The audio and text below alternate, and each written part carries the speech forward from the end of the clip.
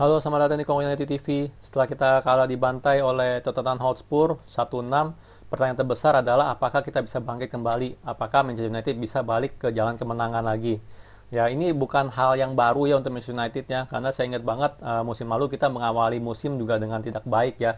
Kalau kita lihat nih hasil musim lalu nih di awal-awal ya, bentar. Nah, lawan Chelsea kita menang 4-0 ya. Itu satu-satunya hasil yang bagus.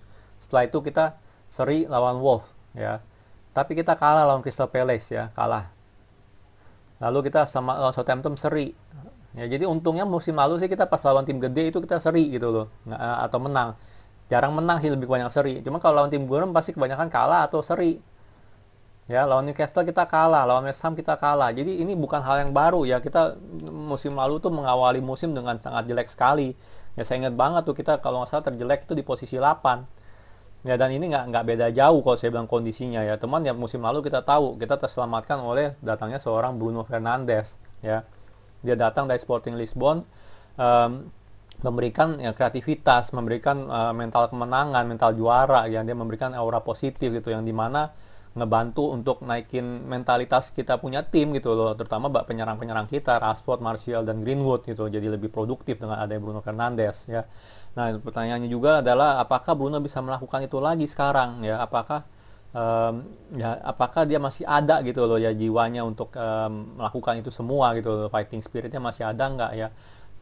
Problemnya juga saya lihat akhir-akhir ini adalah rumor-rumor ya di mana ruang ganti Manchester United itu lagi panas gitu, lagi nggak harmonis ya, terutama ya Bruno ya, dia mulai merasa kesel gitu dengan performa defender kita ya kan, katanya dia ribut juga gitu sama Maguire ya, setelah dia ribut sama Lindelof ya pas lawan Sevilla kemarin di Europa League, dia ribut juga nih kemarin di Tottenham Hotspur lawan Tottenham Hotspur dengan Harry Maguire ya. Kalau orang yang nggak nonton Manchester United secara sering ya atau nggak ngerti Manchester United pasti ngeliat ini Bruno belagu banget gitu ya, kok ngelawan ngelawan orang yang lebih pemain lebih senior gitu kan ya, kayak dia negur Lindelof, kok belagu banget. Kalau menurut saya sih ini wajar ya, wajar sekali. Kenapa? Karena ya Bruno itu ya dia itu kan seorang kapten ya di ini ya di Sporting Lisbon, itu sebelumnya dia seorang kapten gitu loh ya. Dia lihat kapten kita tuh ya sedikit dongo gitu kan, jadi orang salah atau apa dibiarin aja gitu, dia cuma nundukin pala sih Harry Maguire, bener nggak bukannya dia bereaksi, dia cuma nundukin pala, jadi Bruno yang ambil aksi gitu loh. Kalau menurut saya sih itu wajar-wajar aja dilakukan gitu ya, dan itu menunjukkan kualitas dia gitu loh, kualitas dia sebagai seorang kapten ya. Jadi kalau sebenarnya sih wajar, nggak ada salah-salahnya, dan dia itu pemain paling konsisten gitu sekarang ini di Manchester United ya, dari pertama kali dia masuk sampai sekarang. Emang dia nggak selalu main bagus di pertandingan, tapi dia paling konsisten, dia paling paling fighting gitu, bola kemana dikejar sama dia ya. Jadi menurut saya sih kuncinya untuk kita balik ke jalan kemenangan adalah melalui Bruno Fernandes ya, dan tapi dia nggak bisa melakukan ini semua gitu sendiri, dia nggak bisa ya, dia perlu Oleh untuk ngedukung dia.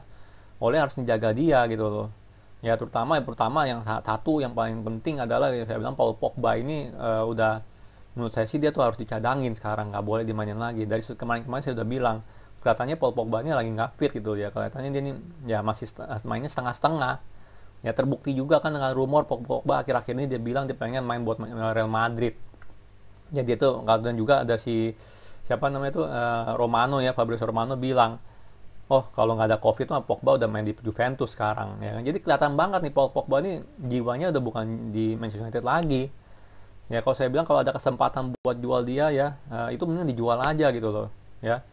Dia nggak ada, saya nggak lihat dia pengen memperpanjang kontrak ya. Dia ada waktu sekitar 1-2 tahun lagi kontraknya ya, bukannya dia memberikan kesannya gitu kan, oh gue pengen fight buat Manchester United katanya ya, tapi dia nggak memberikan itu sama sekali ya. Kalau saya bilang sih ini Paul Pogba ya, saya sih suka Paul Pogba ya, menurut saya dia itu pemain sepak bola terbaik yang di Manchester United sekarang ini ya. Cuman dia bukan pemain Manchester United yang terbaik gitu loh ya. Jadi saya respect dia sebagai pemain bola, tapi saya nggak respect dia sebagai pemain Manchester United ya. Dia nggak ngerti apa artinya untuk bermain di baju merah kita gitu loh.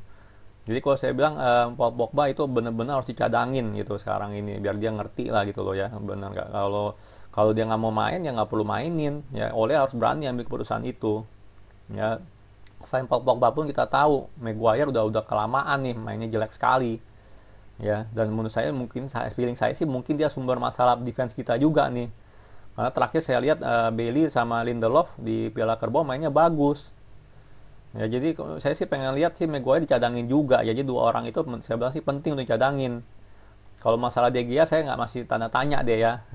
Dia perlu dicadangin atau enggak gitu ya, karena saya lihat juga kan kalau defense-nya jelek ya kiper sebagus apapun nggak bisa ngapa-ngapain, bener nggak? Ya jadi ini menurut saya penting banget untuk Ole menjaga Bruno Fernandes ya, biar dia tuh nggak lelah gitu, biar dia tuh merasa tetap disupport oleh ya oleh gitu, bener nggak? Ya jadi dia nggak merasa dia nggak berjuang sendirian. Ya percuma kalau offense bagus, kalau defense-nya jelek juga sama aja gitu ya. Dan juga Paul Pogba itu sekarang ini bukan partner yang terbaik untuk Bruno Fernandes. Saya sih jujur penasaran mau lihat Van de Beek nih gimana nih kalau gantiin posisi Pogba. Ya walaupun sebenarnya naturalnya dia tuh lebih ke posisinya Bruno ya, cuman saya yakin sih dia bisa ngelakuin itu gitu, karena di Ajax juga dia sedang suka main di posisi nomor 6. Ya, jadi itu menurut saya penting banget ya, untuk Bruno di support. Ya, saya nggak tahu nih pemain baru kita ya itu bisa nggak memberikan efek Bruno gitu ya.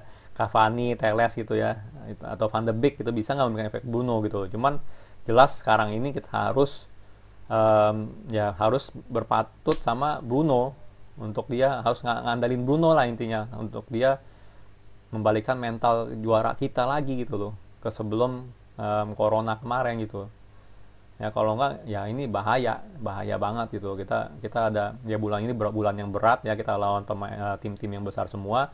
Untungnya sih ada international break ya, jadi bisa ada waktu istirahat lah, bisa pemain-pemain kita bisa ngereset gitu loh. Oh ya udah, kita udah kalah, sekarang saatnya fokus, sekarang saatnya untuk ya untuk menang gitu loh ya. Jadi itu pendapat saya. Saya bilang sih masih bisa kita untuk balikan keadaan, cuman semua itu menurut saya tergantung oleh Bruno, dan juga oleh yang harus support jaga Bruno gitu benar-benar, agar dia tetap merasa oh ya kita berjuang bareng gitu, bukan dia berjuang sendirian ya.